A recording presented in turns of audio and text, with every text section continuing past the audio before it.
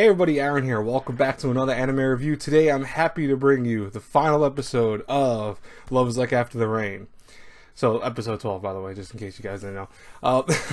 Anyways, I am so on the fence about this ending. Like, one part of me really just thinks this is perfect. Part of me feels like this is the ending that I was kind of scared would happen, but at the same time, it makes sense. And then what I did was I kind of went to read some of the manga, and I read toward the end of what's happening with the manga currently, because there's still 2 more chapters left that need to be translated into English for the manga for it. But the conclusion looks very different than the anime looks like, because there's a whole difference with Kondo and Tachibana's relationship with one another, and that makes it where I almost kind of regret doing that, because it changes how I feel about the ending of Love is Like After the Rain anime-wise. So let's first talk about what happened with this week's episode, because I think it's a quick thing that I could talk about really fast and then get right into the whole series review. We continue off where, we see Kondo going back into writing, and he's really getting into it. He's staying up till, break of dawn, writing, and even smoking nonstop because he's just so focused on it. And I've been there before, where, with minus the smoking part, because I don't smoke, and that's not my type of thing. But, as a writer, there are times where I will forget time.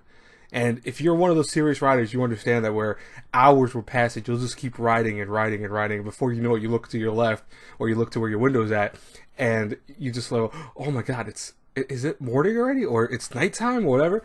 I've been there before, so I completely get that. And Kondo's, dedication to writing is definitely something nice to see, because we saw him go off of that. We saw him lose the interest in writing, and that's definitely something of a hard thing to understand for some people, but equally, it's, for him, it's a thing that he's loved to do, but he's also wanted, I think, more out of it, and it's also something he worried that destroyed his life in the process, because, like, for example, with him losing his family, it kind of caused that. But he realized that he loves literature, and I think anyone who understands that love for literature would understand him as a person. Maybe he went a little overboard with it, but at the same time, that was his passion, that was his thing.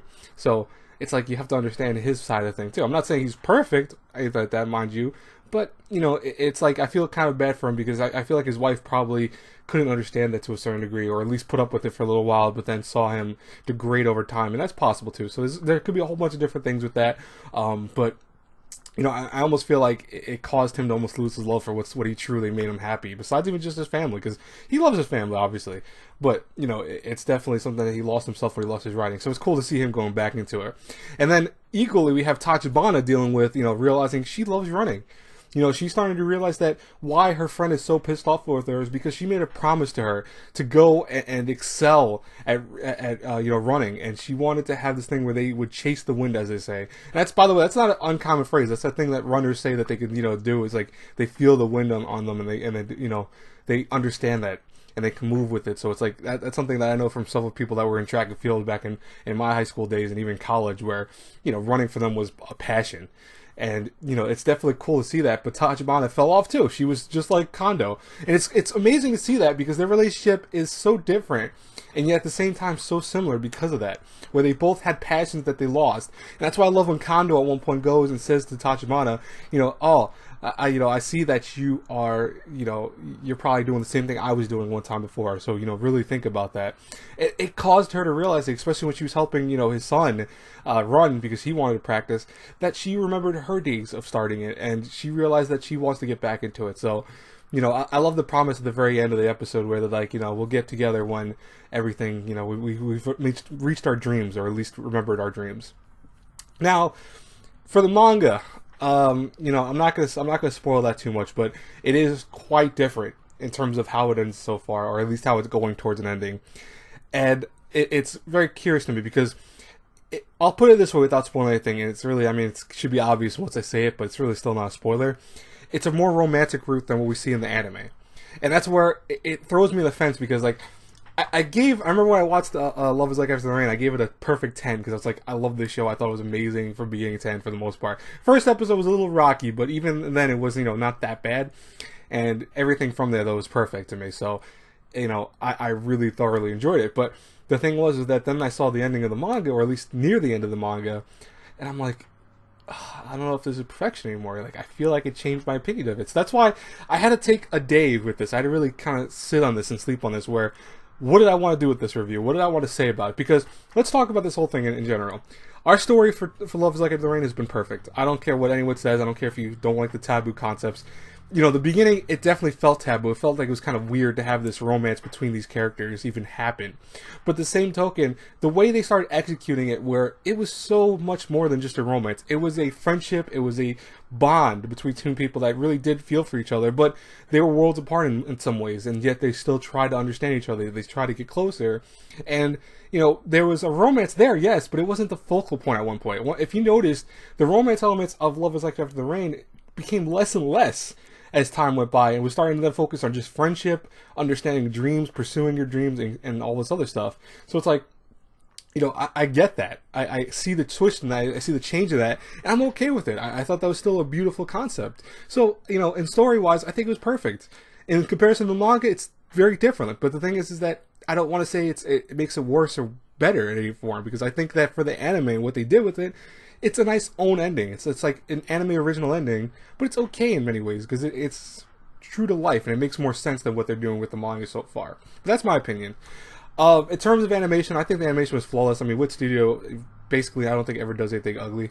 I think most of Wit Studio's animations and just designs for characters are really nice. Tachibana, she came off as originally as this cold, stoic character, but she was so not that like that. You know, she was someone that was open with her friends, that she really had a loving relationship with people, and you know, was just quiet. She was a quiet girl until she was talking to. If you talk to her, and be honest with you, it kind of reminds me of me and my nature when I was like back in college, where you know, if you didn't talk to me, I was very quiet, and I would come across as maybe like someone that's just to myself, or you know, someone you would seek to when you needed them really more than else.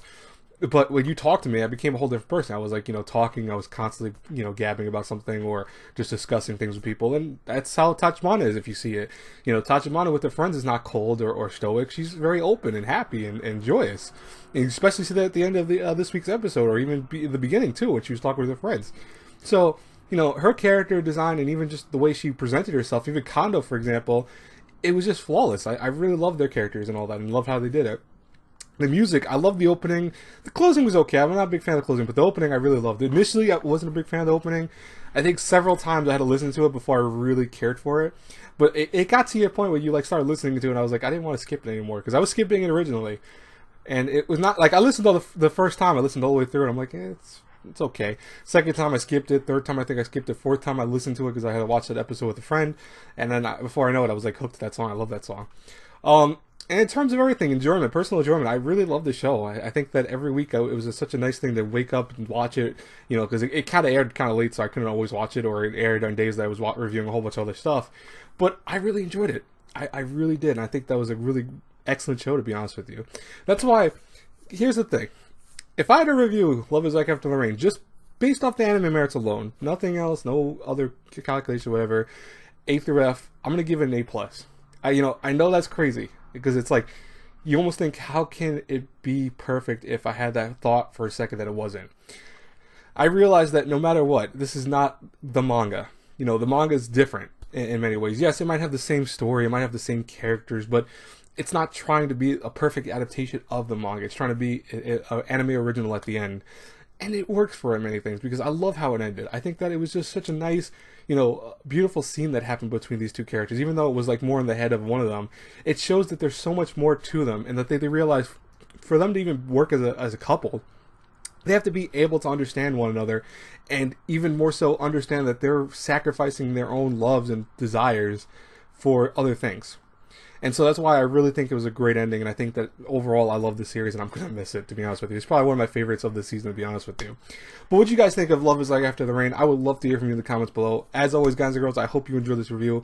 I shall talk to you later. Have a great, blessed day, everyone. God bless you all. Definitely think about subscribing to the channel, hitting the like button, and, you know, check out my Patreon for various awards, etc.